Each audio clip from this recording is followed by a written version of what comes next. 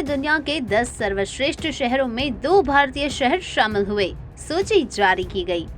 Travel and laser magazine ने पाठकों की पसंद के आधार पर पर्यटन के लिए दुनिया के 25 सर्वश्रेष्ठ शहरों की सूची जारी की है। शीर्ष 10 शहरों में क्रमशः ओहाका, Mexico, Udaipur, Bharat, Kyoto, Japan, Ubud, Indonesia, San Miguel de Allende, Mexico City, Tokyo, Japan, Istanbul, Turkey, Bangkok, Thailand और मुंबई यानी कि भारत शामिल है। मोदी सरनेम केस में राहुल पर कार्रवाई के खिलाफ देश भर में कांग्रेस ने किया मौन सत्याग्रह। कांग्रेस नेताओं ने मोदी सरनेम से जुड़े मानहानि के मामले में राहुल गांधी को मिली सजा और उनकी लोकसभा सदस्यता जाने के विरोध में देश में कई जगहों पर मौन सत्याग्रह किया।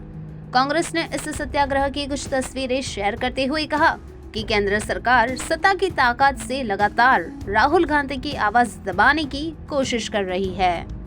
दिल्ली पर मंडरा रहा है बाढ़ का खतरा। सीएम केजरीवाल बोले, यमुना का जलस्तर बढ़ने का कारण हरियाणा से आने वाला पानी है। उत्तर भारत में लगातार हो रही भारी बारिश के चलते कई जगह पर जल प्रलय की स्थिति है। उत्तराखंड में केदारनाथ और गंगोत्री की यात्रा रोक दी गई है। दिल्ली के सीएम अरविंद केजरीवाल ने कहा कि हरियाणा से लगातार पानी छोड़ा जा रहा है, जिस वजह से यमुना का जल स्तर बढ़ रहा है। बढ़ता जल स्तर दिल्ली के लिए ठीक नहीं है। यमुना का जल स्तर अभी और बढ़ेगा।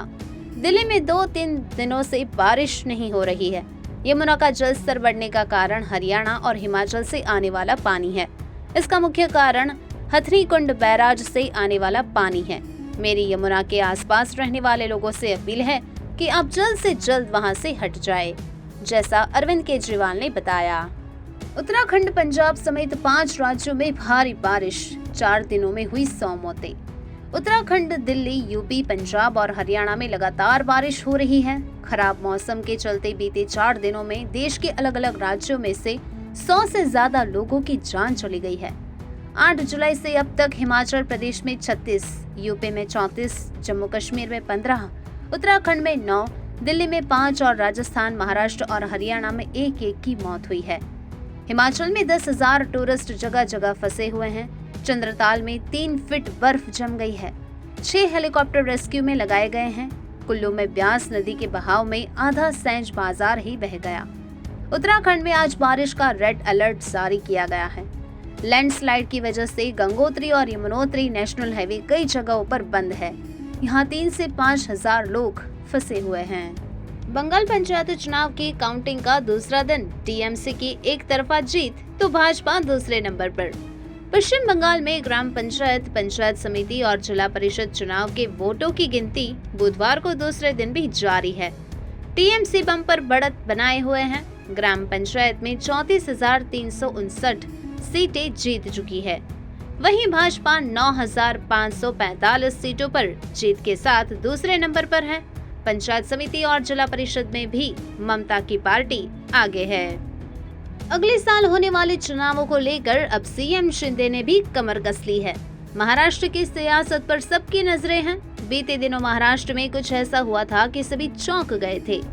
अजित पवार ने बगावत कर दी है और शरद पवार की एनसीपी टूट गई है। इतना ही नहीं, वो कुल 9 बागी विधायकों के साथ महाराष्ट्र की सरकार में शामिल हो गए। अजित पवार के सरकार में शामिल होने के बाद से ही ये सवाल उठने लगे हैं कि क्या सीएम एकनाथ शिंदे को साइडलाइन कर दिया जाएगा। हालांकि बीजेपी और खुद सीएम शिंदे भी कई मौकों पर ये कह चुके हैं कि उनकी कुर्सी को कोई खतरा नहीं है।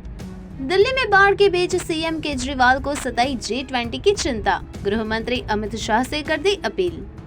दिल्ली के सीएम अरविंद केजरीवाल ने यमुना नदी में बढ़ते जल स्तर से बाढ़ के खतरे को लेकर चिंता जाहिर की है। दरअसल दिल्ली सीएम केजरीवाल ने गृह मंत्री अमित शाह को पत्र लिखकर कहा है कि कुछ दिनों बाद राष्ट्रीय राजधानी दिल्ली में G20 शिखर वार्ता होने वाली है। ऐसे में बाढ़ की खबर से विश्व पटल पर अच्छा संदेश नहीं जाएगा। हम सबको मिलकर इस स्थिति से दिल्ली के लोगों को बचाना है, जैसा अरविंद केजरीवाल ने कहा।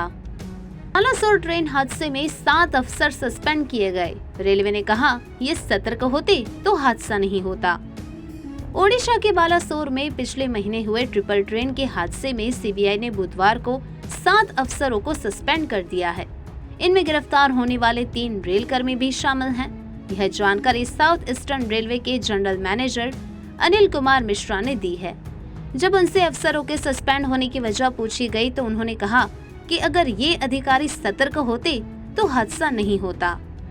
7 जुलाई को सीबीआई ने 3 रेल कर्मचारियों को गिरफ्तार किया था।